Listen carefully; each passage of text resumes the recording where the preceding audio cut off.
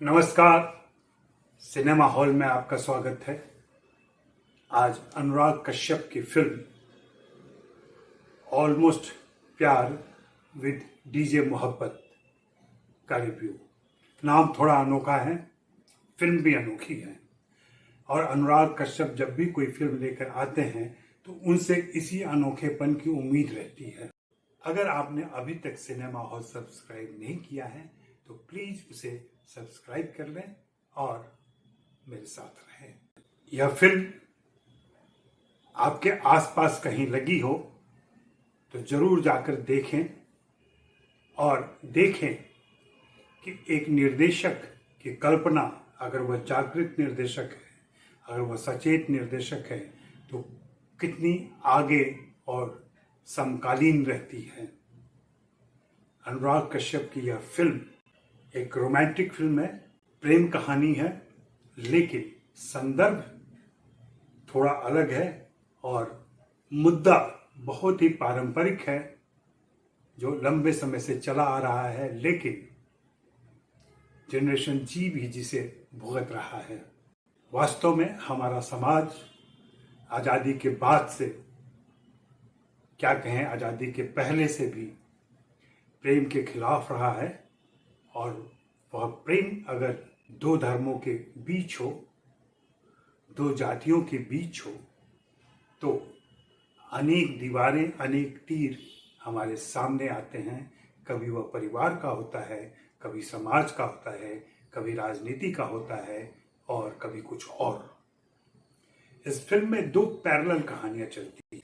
दोनों के किरदार अलग हैं, लेकिन उन दोनों को निभाने वाले कलाकार एक ही है।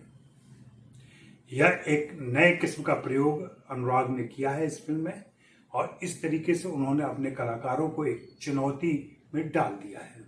नए कलाकार करण मेहता हैं और थोड़ी पुरानी अलाया एफ है जो लीड भूमिकाओं में हैं। इनके अलावा फिल्म में ढेर सारे छोटे मोटे कलाकार हैं और एक खास भूमिका में विकी कौशल है।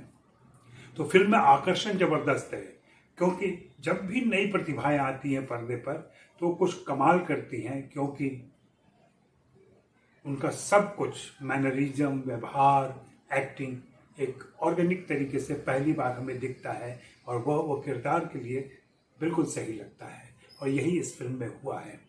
बात कथ्य की करूं तो यह फिल्म, जैसा कि मैंने कहा, दो पैरेलल कहानियां हैं।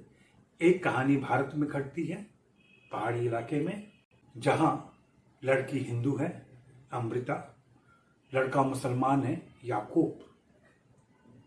दूसरी कहानी लंदन में घटती है, जहां लड़की मुस्लिम है आयशा और लड़का पंजाबी है हरमीत।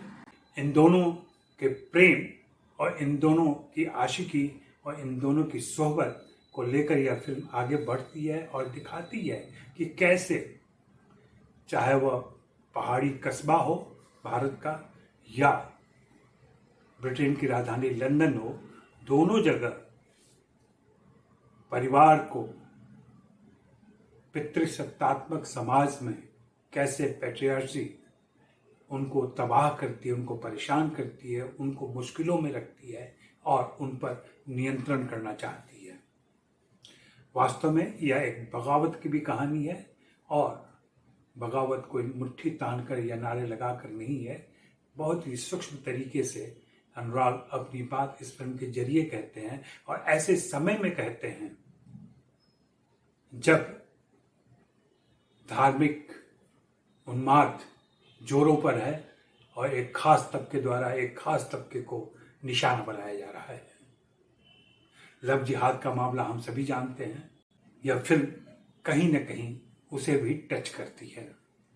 हालांकि स्पष्ट शब्दों में कुछ भी कहने से अनुराग बचे हैं इस फिल्म में और यह जरूरी भी है। एक ऐसे समय में जब अंकुश चारों तरफ से लग रहा हो, वैसे समय में थोड़ी सावधान रहने की जरूरत है, खुद को बचाकर आगे बढ़ने की जरूरत होती है और अनुराग ने यही। मुझे याद आ रहा है कि इस फिल्म को देख रहा था मैं तो अनुराग के पुराने सहयोगी मेरे साथ फिल्म बैठे हुए देख रहे थे और उनकी यही प्रतिक्रिया रही, अनुराग सर क्या खाते पीते हैं और कितना नया और ताज़ा सोचते हैं, कितना आज का सोचते हैं और क्या सिचुएशन ले आते हैं फिल्म में।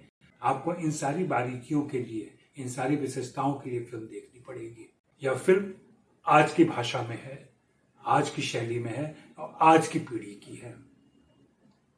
यह पीढ़ी जो बिल्कुल अभी अभी जवान हुई है और प्रेम, विश्वास, संबंध, परिवार एक चंगुल से बाहर आना चाहती है और आजाद ख्याल रखती है।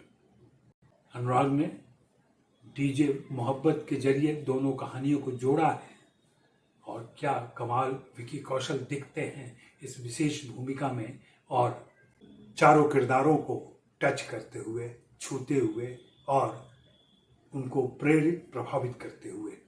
इस फिल्म का गीत संगीत विशेष तौर पर उल्लेखनीय है। अमित त्रिवेदी और शैली का योगदान है। अमित त्रिवेदी ने फिल्म के थीम के मुताबिक संगीत दिया है और शैली ने उन गीतों को रचा है जो फिल्म के थीम को ही जाहिर करते हैं। नई शब्दावली है, नए प्रतीक हैं, नए शब्द हैं, नई आदतें जो हमारी बन चुकी हैं इस फिल्म के गीतों में दिखाई और सुनाई पड़ेगा। बहुत कुछ बातें हो सकती हैं, आप एक बार फिल्म देख लें तो फिर बात करेंगे। शुक्रिया, मेहरबानी, धन्यवाद।